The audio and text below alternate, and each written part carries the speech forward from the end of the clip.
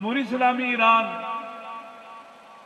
काबा है, दिल है मुकावमत और रेजिस्टेंस का। इन्होंने हमारी क़ियादत और रहबर ने शिया सुन्नी को यूनाइट किया आलम कुफ्र के मुकाबले में। जमहूरी इस्लामी 47 साल से बदतरीन सेंक्शंस का, बदतरीन जुल्म का शिकार रही है, लेकिन उन्होंने मजलूम का साथ नहीं छोड़ा। हम उन्हीं के पैरोकार हैं, उन्हीं के मुकल्लिद हैं। लिहाजा हम जब तक जिंदा रहेंगे इमाम खुमैनी कुद्दस सिरों के बतलाए हुए रास्ते पे चलते रहेंगे। फिर इस रास्ते की आबियारी या इस रास्ते के ऊपर जो रंग चढ़ा है वो हमारे अजीम शहीद रहबर के पाकीज़ा खून और नफ्स ज़किया के खून का है।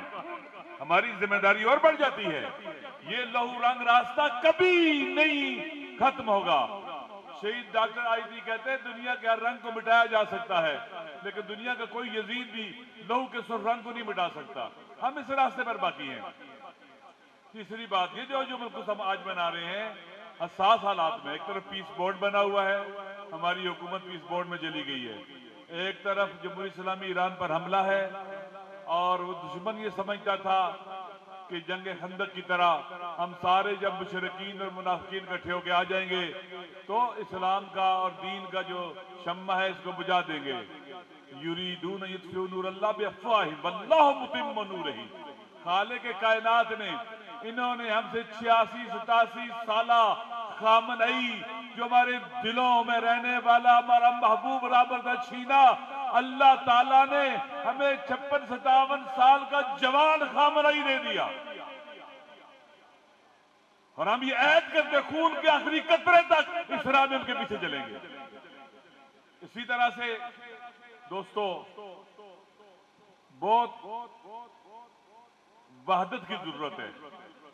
आगा की शहादत और उनके पाकीज़ा खून के सदके शिया सुन्नी यूनाइट हैं। हत्ता मुस्लिम गैर मुस्लिम, वो गैर मुस्लिम जो बाज़मीर और बहादुर शुजा और विजदान रखते हैं वो भी हमारे साथ हैं। इस यूनिटी की हिफाजत करनी है।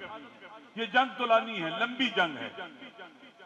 और जब हम कहा करते थे कि अमेरिका की बर्बादी तक ये जंग रहेगी, तो अमेरिका की बर्बादी का वक्त आ गया हुआ है। इसराइल की बर्बादी तक वक्त आ गया हुआ है। कुछ की आजादी तक वक्त आ गया हुआ है। लंबी जंग है, हौसलों की, इरादों की जंग है। हमारी जिम्मेदारी क्या है यहाँ पर? एक तो मैदान में हाजिर रहे, सोशल मीडिया पर हर जवान के पास मोबाइल मौजूद है। बयानिए की जंग में इस दौर के जालिमों और फिरौनों और यजीदों को शिकस्त देनी है। वो शिकस्त खा रहे हैं, ये अपनी जिम्मेदारी अंजाम देनी है। और हम आपकी तरफ से यहाँ के हुक्मरानों को कहते हैं कि जिस कश्ती में आप सवार हुए हैं और उसकी ड्राइविंग सीट पर डोनाल्ड ट्रंप है और नेतन्याहू है, जो इस कश्ती का मुकद्दर गर्क होना है, इसने गर्क हो के रहना है। हो ही नहीं सकता जिस कश्ती की ड्राइविंग सीट पर नेतन्याहू और डोनाल्ड ट्रंप जालिम, कातिल, जुएबाज, रेपिस्ट, बच्चों के कातिल नेतन्याहू ये लोग हों, वो सैल तक पहुंचेगी नहीं, वो गर्क होगी।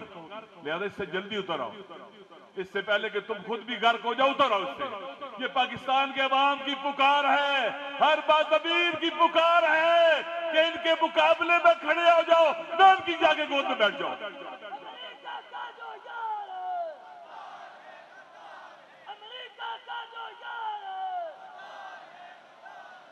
लिहाजा हम इंशाअल्लाह अज़ीज यूनाइट रहेंगे।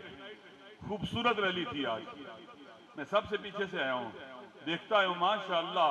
आपको मुबारक हो इस रैली की, इस वहदत और यूनिटी की। इसी तरह से सोशल मीडिया के ऊपर बिल्कुल खुदा के लिए मैं अपने जवानों से रिक्वेस्ट करता हूँ, ये वक्त आपस में उलझने का नहीं है, एक दूसरे की टांग खींचने का नहीं है। दुश्मन के मुकाबले में इकट्ठे होकर सीसा पलाई हुई दीवार बनने का वक्त है। पाकिस्तान बहुत हसास जगह पर वाक़या है। आप इंटरनेशनल लोगों के जो इंटरनेशनल के जो उनके आर्टिकल आ रहे हैं, अभी मैंने कल परसों ही चाइना के एक मशहूर चाइनीज है, नाम भी भूल गया, वो लिखता रहता है, पेशन गोइयां भी करता रहता है, उसका आर्टिकल मैंने पढ़ा है जो उसने बलूचिस्तान के बारे में लिखा है।